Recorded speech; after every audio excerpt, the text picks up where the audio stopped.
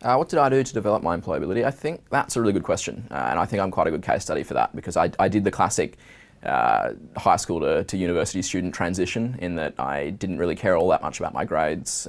I was studying engineering, which at a time when I started was right in the middle of the mining boom, so students were getting snapped up left, right and centre.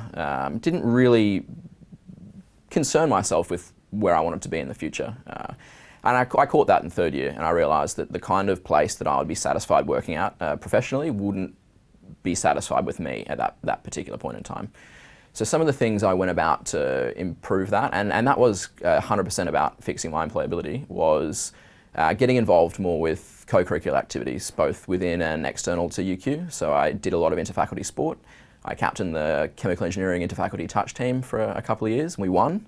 I sought out employment for my engineering professional practice with the largest oil and gas company in the world, and I was successful in getting that. I took my grades from 4s and 5s to straight 6s and 7s for the rest of my time at uni, and I really sort of, and actually thinking about it, the best part of that was the story I was then able to tell to employers, because when my academic transcript came up as a topic of discussion in interviews, as it invariably did, there was always this, so what happened in third year, Will? And I told basically that story, and their employers are typically impressed with that. They like to see that, okay, yeah, this guy knows where he wants to go and he's capable of fixing it. So I think employability is important to me, and yeah, I mean, those are some of the things I did at UQ to help develop it. Well, the activities that I did while I was at UQ, I tried to participate in a lot of stuff outside of your usual classes and projects. So I actually applied for a number of internships while I was in school. One of the ones that really stood out for me was a really good opportunity we had with the business school that we did in collaboration with the School of Journalism and Communication, where we basically worked with an advertising agency in Brisbane to develop a project for Queensland Health. So that was really fun for me. I think I did that in the second year of school. I did two really prominent volunteering jobs while I was there, to me. The first was for World Press Freedom Day while I was a freshman in university. And the next one I did was for the Mercedes-Benz Fashion Festival, where I volunteered as a dresser, which had nothing to do with PR at all, but it really exposed me to the fashion industry. And it was really quick and really fast-paced. And I got to meet a lot of people, which was great for networking, which is obviously important in PR. So something that was drilled into us pretty hard with journalism and communication was internships. So I tried a lot from about my second year onwards to get into as much interning work as I could. So from memory, I did about 4 internships throughout my degree. I also was a member of the Journalism and Communication Society, and in my final year was a marketing officer. And that was a really good opportunity for connection building and networking and things. And I think at the time I kind of thought it might have been a bit of a waste of time, but since leaving my degree and now seeing some of those people go into journalism or other PR roles and knowing I have to now have those relationships with them in my career, it's been so handy to have done that.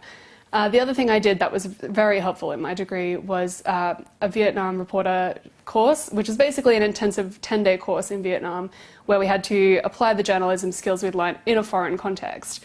And rather than having your lecturer say, okay, you need to do this specific assignment on this topic, we had to be very proactive in organising all our own interviews and knowing how we were going to get to and from places. And it was very, you had to be very self-sufficient and organise things yourself. And I think that was really useful for knowing what a practical work context was like.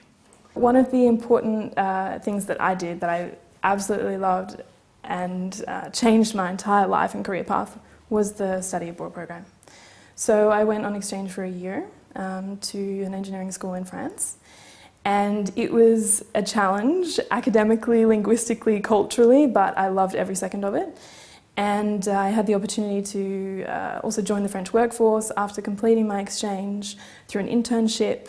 And so that professional aspect as well was part of it. So also understanding then how to incorporate what I'd learned at UQ, what I'd learned on exchange as a UQ student into the local workforce, which was absolutely unbeatable experience.